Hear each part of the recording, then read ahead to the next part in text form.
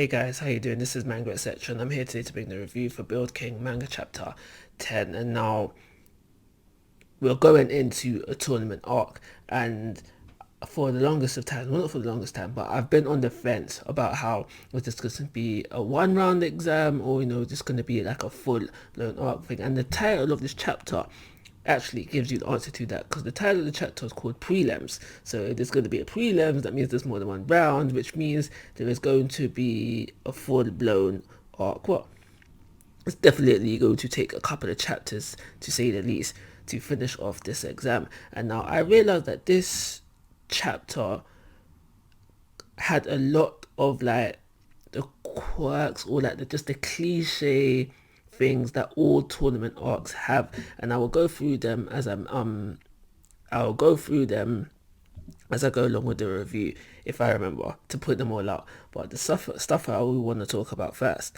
So we start off the chapter. We meet a lot of big names within the like building world, and I can't remember all of them. I'm not gonna lie to you, but the one of interest, the most interest to me, and that's simply from a design point, was the one that was doing the work underseas, and he comes and he says that, yo, like, I'm interested in Ton and Rengar, like, they do good, might have to recruit them, kind of thing. And not that I think that either one of them would go. Yeah, I don't think either one of them would go, and I don't think he's going to end up being interested in both of them by the end of it. I think it'll just be one of them, and I'm really on the fence about which one it would be. But this is where I see things going with that little whole thing scenario right there. We do also meet the proctor, someone who's going to be the proctor for this exam, the drunken guy. And when it was mentioned that he will be proctor, all of the other like carpenters there was like, oh no, no, that's a problem. So that's there to just throw out their hint that this exam was going to be tougher than exams within the past. And I think that is like one of the cliches, one of the tropes, because I remember in Naruto when we had Obiki for the written exam, and Kakashi, Karina, and Asuma, they were like, oh no, no, not him, kind of vibe. Well, not Karina, because she didn't know, but Kakashi and Asuma was like, oh no, not him, kind of vibe. So that's one of the tropes for tournament arcs that we got within this chapter. So moving on, the second trope that I noticed was the whole thing where we had Ton, he comes in all happy, excited to take this exam. He's like, hi everyone. And then we have all the other participants do that whole look back thing, and everyone's all like deadly serious kind of vibe, like making it seem like, oh my gosh, this is really serious, this is it's about to go down, kind of thing. So that was another thing I noticed. So just moving on, we have this the smelly guy with the monkey and Mr. Censorship, as I'm going to call him for now. And this is another trope that we have. We always have like the possibility of a fight break out between the main character and just another character, and then we have a third character come in and stop it. And now I can't think of an example from another series. I am thinking Naruto. No. Naruto definitely had the thing where you walked in and then everyone gives them the death stare. But I'm more thinking of the fight starting off before anything's kicked off. I can't remember if that happened in Naruto. And I can't think of it anywhere else. But I'm sure it's there. I'm sure it's there.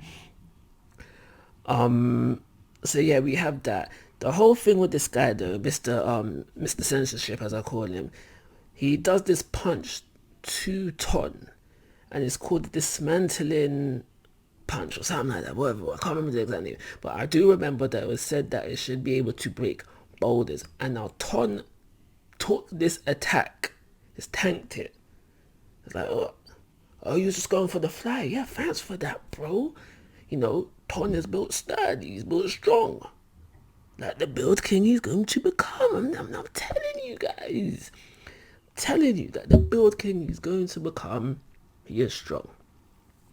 And yeah, so him, Mr. Censorship, I'm not really interested in him. The character kind of pissed me off. I'm not gonna lie. I'm gonna lie. The character kind of pissed me off. He hasn't warrant a very good first impression.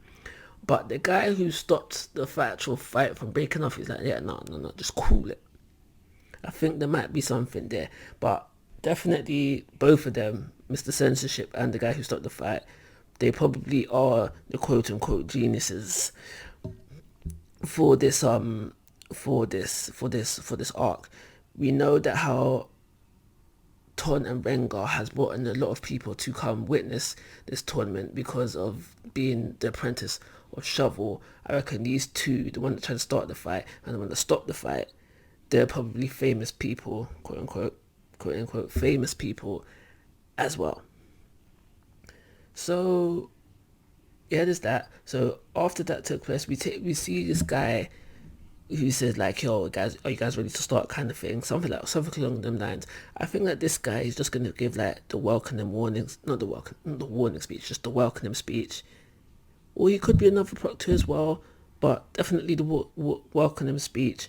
And yeah, maybe the drunk guy's the main guy, the main instructor guy. I forgot the word that I was looking for. Yeah, the main instructor guy, and then this guy's just the first one or something like that, along the lines. Another thing that I did think of is that usually tournament arcs, they don't finish. They don't finish.